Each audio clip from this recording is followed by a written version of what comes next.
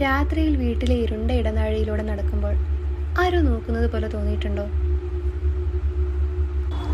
ഈ സംഭവം നടക്കുന്നത് കോട്ടയത്താണ്.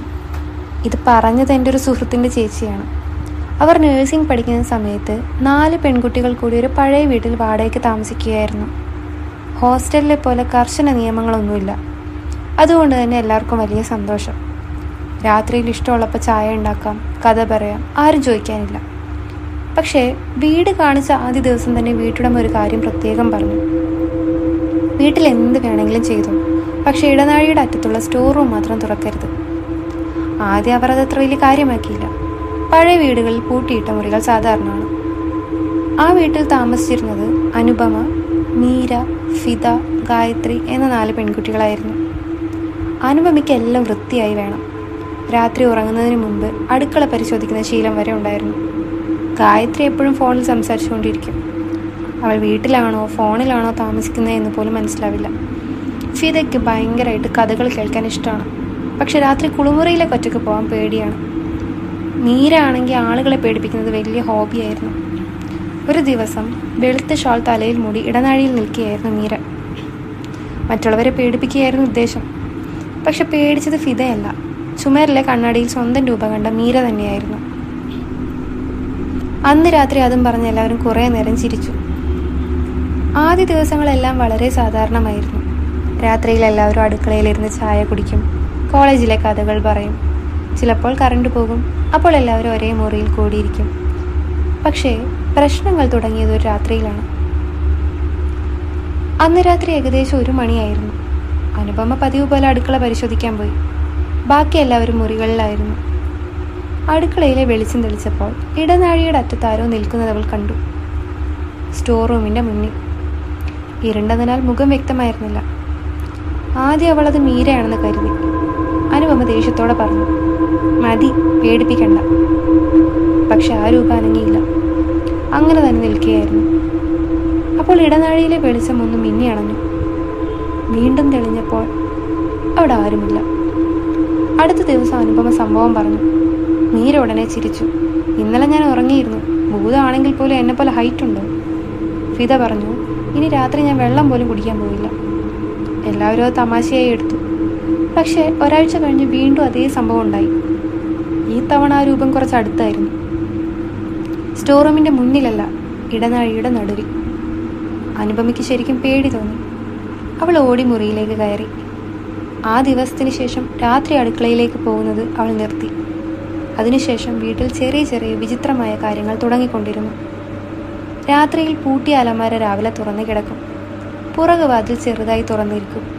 രാത്രിയിൽ ആരോ പാത്രങ്ങൾ ഇളക്കുന്നത് പോലുള്ള ശബ്ദങ്ങൾ കേൾക്കും. ഒരു ദിവസം ഫിദ ദേഷ്യത്തോടെ എഴുന്നേറ്റ് അടുക്കളയിലേക്ക് പോയി. പക്ഷെ കുറച്ച് നിമിഷങ്ങൾക്കുള്ളിൽ അവൾ തിരിച്ചു വന്നു. മുഖം മുഴുവൻ മാറിയിരിക്കുന്നു. എല്ലാവരും ചോദിച്ചു, എന്താ പറ്റിയേ?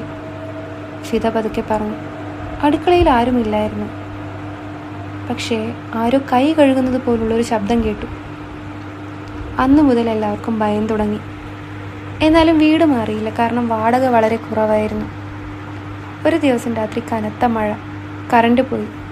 മെഴുകുതിരി കത്തിച്ച് എല്ലാവരും ഹാളിൽ ഇരിക്കുകയായിരുന്നു. അപ്പോൾ ഇടനാഴിയിൽ നിന്നൊരു ശബ്ദം കേട്ടു. ടക് ടക് ടക്. സ്റ്റോർ റൂമിൻ്റെ വാതിലിൽ ആരോ മുട്ടുന്നത് പോലെ. എല്ലാവരും മിണ്ടാതായി.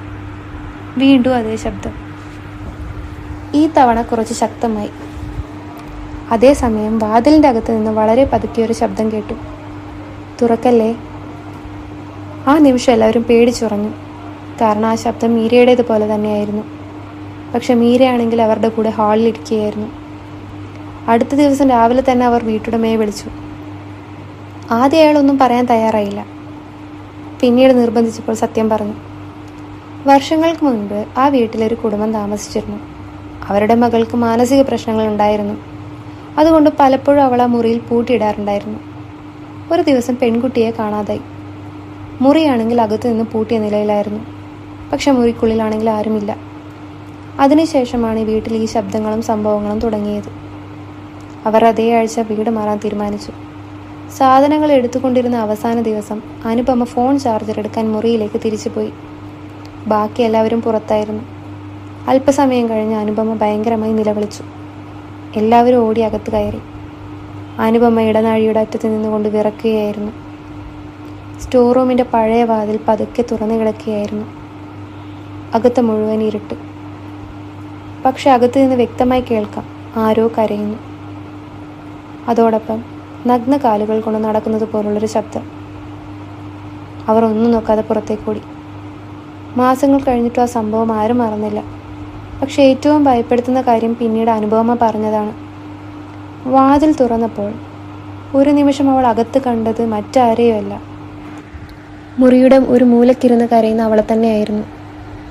ഇതുകൊണ്ടാണ് പലരും പറയുന്നത്, പഴയ വീടുകളിൽ തുറക്കപ്പെടാത്ത മുറികളുണ്ടെങ്കിൽ അത് തുറക്കാതിരിക്കുന്നതാണ് നല്ലത്. കാരണം അത് തുറക്കരുത് എന്ന് പറയുന്നത് പുറത്തിരിക്കുന്നവർ അകത്ത് കയറാതിരിക്കാനല്ല, അകത്തിരിക്കുന്നവർ പുറത്ത് വരാതിരിക്കാനാണ്.